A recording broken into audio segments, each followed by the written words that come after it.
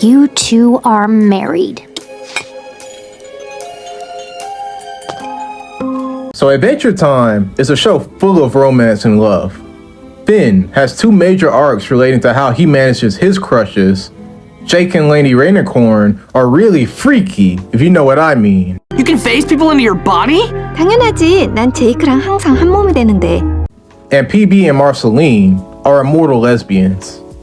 All these ships are cool and all, if you're into that sort of thing. But there is one ship in Adventure Time that stands above the rest. One ship that genuinely surprised me by how powerfully simple it was. And I'm not talking about Betty and Simon. No, I'm talking about the most adorable ship in this show, Rootbeerguy+Cherrycreamsoda. If you want to support me and that channel, please like, comment, and subscribe, as well as follow me on these social media platforms. Thank you. Now back to the video.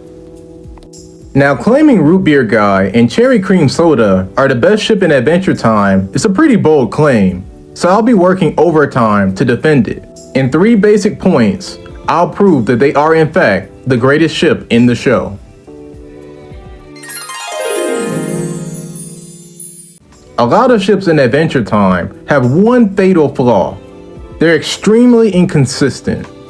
For example, we know from day 1 that Finn is madly in love with Princess Bubblegum. Now that Ricardio's gone, you don't have to be jealous of anyone anymore. Yet we literally go seasons with little to no development on this. And this ship pretty much goes nowhere. Because PB is like a bajillion years older and smarter than Finn, and a not so secret lesbian. Yes, they did use this pathetic ship to brilliantly dovetail into Finn's next love interest. She's an unstoppable force of destruction. Nothing a psycho like you can't handle. With Lady and Jake, their actual relationship was awesome, but inconsistent in other ways. Watching the show, you're never quite sure what stage of development their relationship is in. And Lady's not exactly the most often recurring character in the show. By the time they have children, I'm guessing the writers wrote themselves into a corner too, as they hardly even pretend that these two are gonna live together and raise their kids together. I'm gonna live with Lady and the pups from now on. 2 hours later. It turns out the pups can pretty much take care of themselves. They don't really need me around. I won't say that this didn't make for some surprisingly relatable fun and interesting moments throughout the show though. I am pregnant! I'm puppies? Rootbeerguy+Cherrycreamsoda avoids a lot of these inconsistency problems completely though. Yeah, you could claim that they're cheating a little bit, seeing as they were literally created for one another specifically, but somehow they still manage to feel very genuine and sweet. Now Rootbeerguy and Cherrycreamsoda are in a stable relationship just like Jake and Lady, but the difference is that they get a really coherent arc. Adventure Time takes this time and allows us to see their day-to-day in a good amount of detail. Bonsoir, monsieur. Would you like me to turn down the bed? Rootbeerguy is just an average everyday Joe, stuck in a dead-end job, surrounded by mediocrity. His wife, Cherrycreamsoda, is similar, but they both find happiness and fulfillment in each other despite this. Happy photographs of them together adorn the walls of their house. And when Cherrycreamsoda notices Rootbeerguy's obsession with his novel and how it is affecting him, she's worried and concerned. You need to eat something before you go to work. I miss you at night. Sometimes I think you love that novel of yours more than you love me. You've been working on it every night for 10 years, and for what?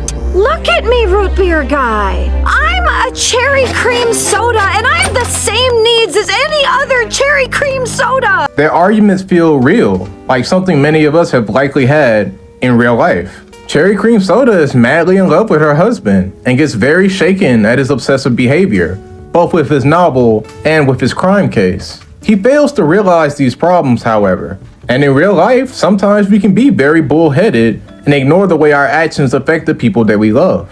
But Cherrycreamsoda sees it for what it is. Her man needs a purpose in life, a reason to get out of the bed in the morning and accompany her to bed at night.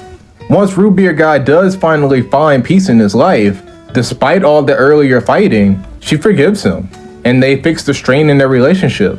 There was a push and pull on both sides, but since these two are really in love with each other, it all worked out.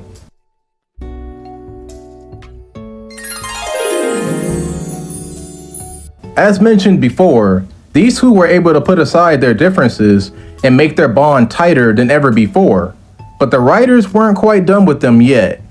During a battle with Maja the Sky Witch, Rootbeerguy, now an esteemed law enforcement officer, makes a heroic sacrifice to try to save the Candy Kingdom.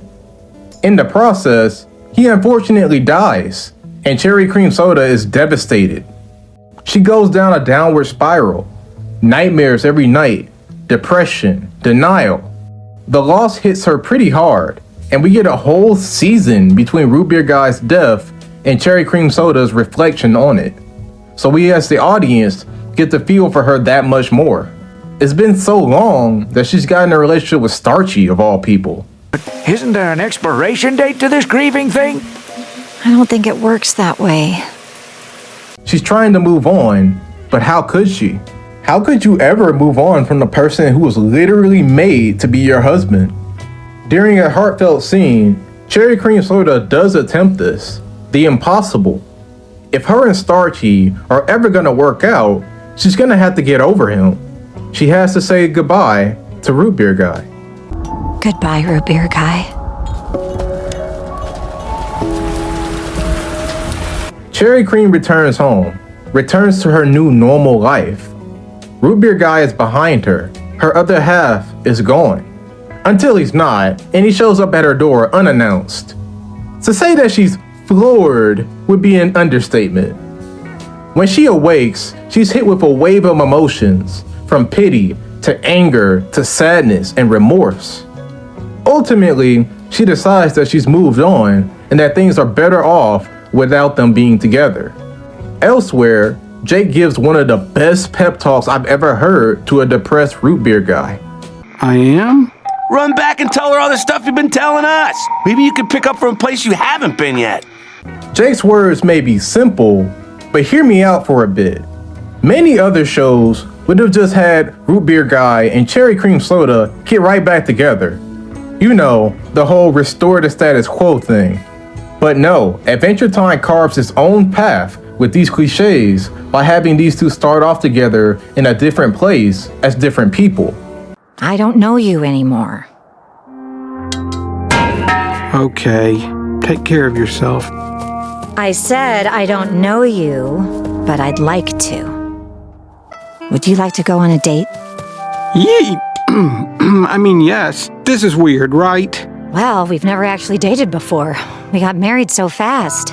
Let's take it slow this time around. One date at a time. Now I'd like to say thank you to anyone who watched this video all the way through. Please check out all my other Adventure Time videos, and if you're generous, please check out the rest of my channel. Also, please comment down below and let me know what you thought about Rootbeerguy and Cherrycreamsoda. They're my favorite ship in Adventure Time, and I just had to make a video about it. But anyway, Dreaded Patrick out.